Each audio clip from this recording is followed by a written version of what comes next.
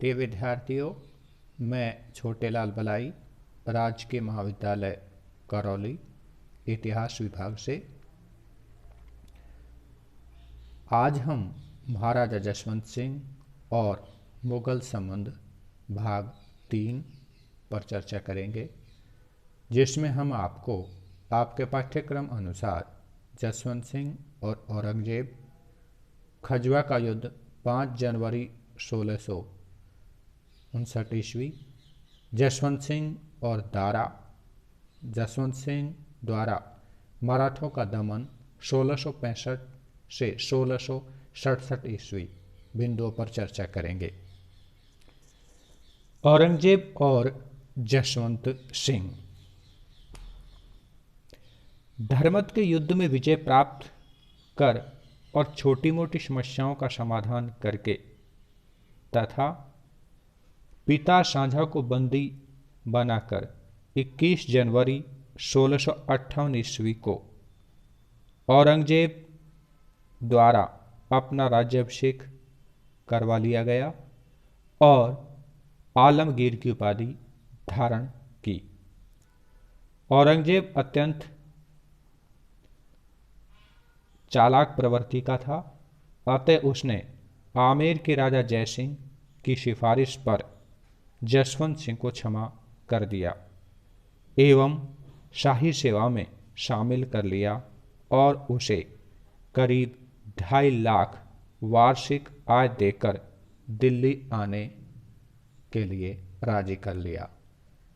आपको ये जानकारी होगी कि हमने आपको महाराजा जसवंत सिंह और मुगल संबंध भाग 2 में ये बताया गया था कि धर्मत के युद्ध के बाद जसवंत सिंह और औरंगजेब के बीच वैचारिक मतभेद और मनमुटाव चल रहा था।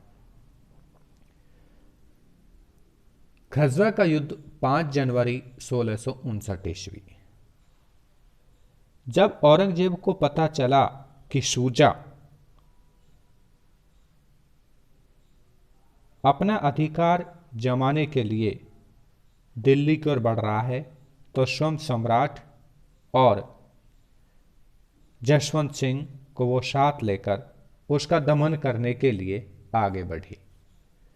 शुजा को खजवा नामक स्थान पर, जो कि पहले ही वहाँ अपना पड़ाव डाले हुआ था, युद्ध की प्रारंभिक झड़पें हुई, परंतु जसवंत सिंह धर्मत के युद्ध के बाद से औरंगजेब से मन ही मन नाराज था। अतः भावी युद्ध प्रारंभ होने से पूर्व उसने शुजा से गुप्त रूप से संधि की, जिस संधि के बारे में ये जानकारी मिलती है कि उसने शुजा से इस बात पर सहमति जताई कि औरंगजेब को हराया जाए। इसके लिए उसने कहा कि वो रात्रि के समय शाही सेना पर आक्रमण करेगा और इसी समय तुम भी अर्थात शुजा भी आक्रमण करे, ताकि दोनों की संयुक्त सेना औरंगजेब को हरा सके। लेकिन हुआ इसके विपरीत। संधि के अनुसार जसवंत सिंह ने शाही सेना पर आक्रमण कर दिया, लेकिन शुजा आक्रमण के लिए तैयार नहीं था और वो डटा रहा। सूर्योदय से पहले जसवंत सिंह ने शाही सेना पर किए गए आक्रमण के परिणाम स्वरूप अपनी कुछ सेना को भी नष्ट कर दिया था, लेकिन अब भी शुजा ने उसका कोई साथ नहीं दिया। इधर औरंगजेब को जैसे ही मौका मिला, उसने शुजा पर आक्रमण कर दिया। परिणाम यह हुआ कि 5 जनवरी 1659 ईस्वी को इस शुजा के युद्ध में जसवंत सिंह और खजवा के युद्ध में जसवंत सिंह और शुजा दोनों को ही औरंगजेब द्वारा पराजित कर दिया गया। मुस्लिम इतिहासकारों का कहना है कि जसवंत सिंह का यह कार्य अशोभनीय था, क्योंकि उसे जयसिंह द्वारा क्षमा किए जाने के बाद भी औरंगजेब का उसने साथ नहीं दिया और इसके बदले औरंगजेब पर ही उसने आक्रमण कर दिया। यह गलत था। यदि हम जोधपुर राज्य की ख्यातों को देखें तो स्थिति विपरीत नजर आती है। उनमें बताया गया है कि शुजा ने अंत समय तक जसवंत सिंह को धोखे में रखा था। इस बीच ही मुअज्जम खां ने औरंगजेब को सूचना दे दी। तब औरंगजेब ने आक्रमण किया और वह जसवंत सिंह से नाराज हो गया।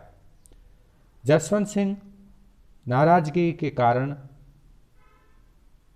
लूटमार, जिसने शिविर में भी लूटमार मचाई थी, और वह युद्ध स्थल से चला गया। डॉक्टर गोपीनाथ शर्मा लिखते हैं, जसवंत सिंह सांझा का शासन चाहता था, इसलिए उसने शुजा का साथ दिया। औरंगजेब को इससे चोट पहुंची और युद्ध स्थल बदल गया।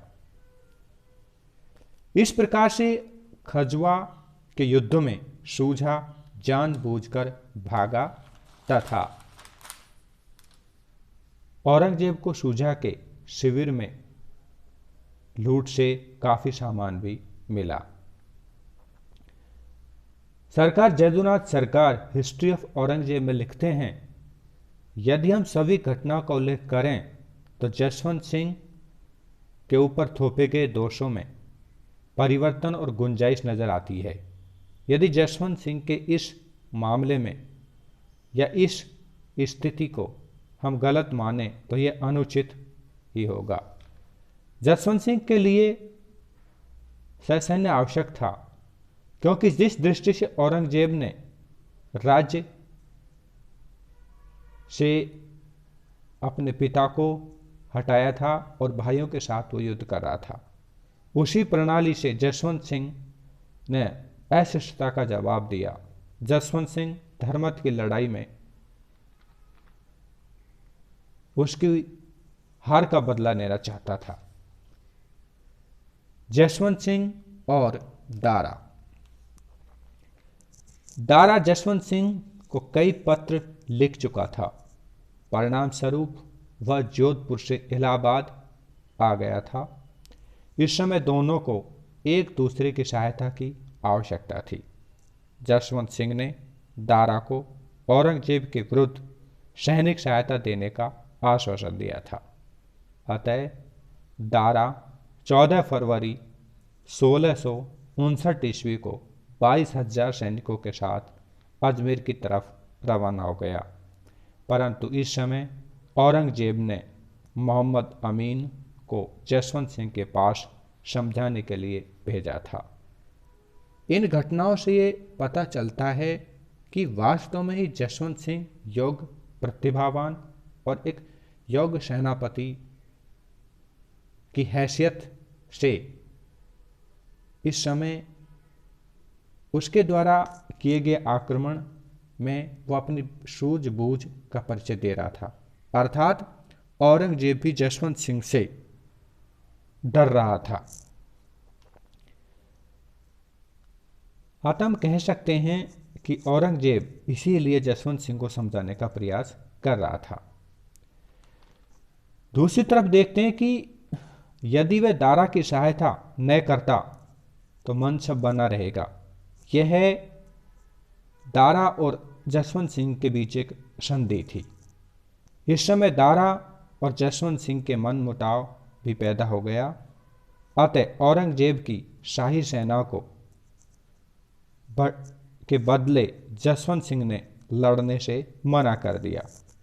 इस प्रकार से औरंगजेब ने जसवंत सिंह को अपनी तरफ मिलाने का पूरा प्रयास किया और जब 12 मार्च 1659 ईस्वी को देवराय नामक स्थान पर युद्ध हुआ तो दारा पराजित हो गया।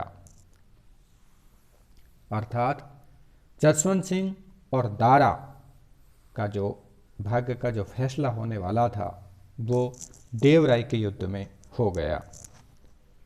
गुजरात की प्रथम सूबेदारी।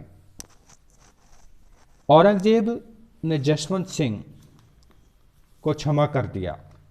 उसे पुराना 7,000 का मनसब देकर 1959 ईस्वी में गुजरात की सूबेदारी दी, जहां उसने विद्रोही जमींदारों का दमन कर शांति की स्थापना की थी।